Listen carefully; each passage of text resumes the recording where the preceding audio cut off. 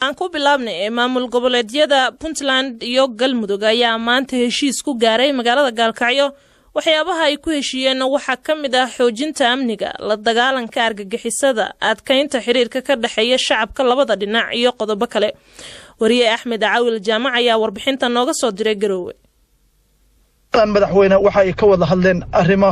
quseeya Puntland iyo Galmudug arrimaha ay diiradda saareen waxa ay ahaayeen arrimaha amniga waxaana ay isku afgarteen in ay argagixisada ay si wada jira ay ula dagaalamaan magaalada Gaalkacyana dhawaan waxa ka dhacay qarax ay saraakiil badan ay ku dhinteen iyo waliba dad shacab Axmed Cabdi Kaariye madaxweynaha Galmudug waxa uu sheegay in arrimaha ay ka wada hadleen ay kamid tahay arrinta doorashada isagoo sheegay in ay ku dul shaqeyn doonaan heshiiskii 17 September isla markaasna ay meesha ay ka saari doonaan waxyaabaha ay ku kala aragti duwan yihiin dhinacyada ay siyaasaddu ay ka dhaxayso waxaan maanta halkaan uga hadalnay arrimaha doorashooyinka iyo kala duwanaanshaha ka soo baxay taasna waxaan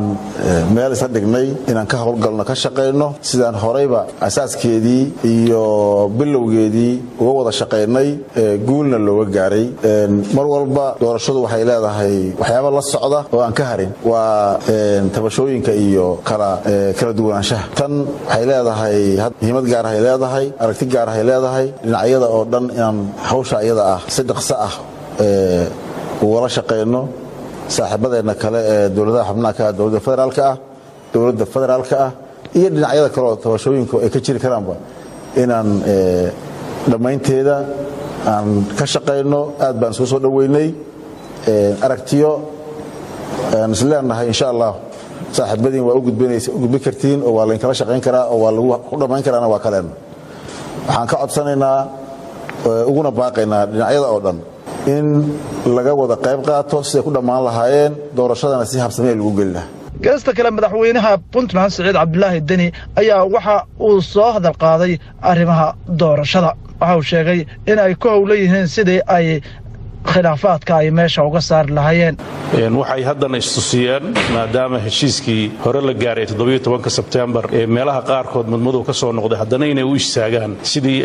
sidii ummadda Soomaaliyeed markii hore ay ugu taagnaayeen inay iyadana mar labaad u istaagaan sidii ay arrimaha jira wax uga qaban lahaayeen si dalka xasiloonidiisa iyo horumarkiisa looga shaqeeyo nabadiisa loo xoojiyo doorasho la isla ogol yahay ay u dhacdo dhammaan dadka Soomaaliyeed wax ku ool ugu noqoto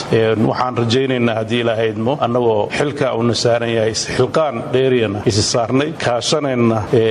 waxgaradka iyo mas'uuliyiinta kale ee labada maamul ka tirsan iyo dhammaan dawladaha kale xubnaha ka ah dawladda Soomaaliya iyo dawladda federaalka ah iyo cid walba oo runtii ka danqanaysa horumarka dalka iyo cid walba oo danaynaysa inay doorashadu si wanaagsan u qabsoonto inaan kala shaqeyno sidii aan isugu soo dhaweyn lahayn una turxaan bixin lahayn hadii kala aragti duwanaan ay jirto arrinta doorashada ay labadan hogaamiye ay ka hadleen ayaa waxa moodaa waayadan dambe inay sii cakirmayso mana jirto ilaa iyo hadda wax xal ah oo ay wada gaareen dhinacyada ay siyaasaddu ay ka dhaxayso xalay u dambeysay magaalada Muqdisho waxa guddiga doorashadu ay iclaamiyeen arrimaha doorashada oo iyo xilliga ay dhacayso jadwalka doorashada ay soo dhajiyeen hase yeeshee arrintaas waxa ka biyadiiday musharaxiinta kala duwan ee kursiga madaxweynaha Soomaaliya aad buu u mahadsan yahay wariye Axmed Caawil Jaamac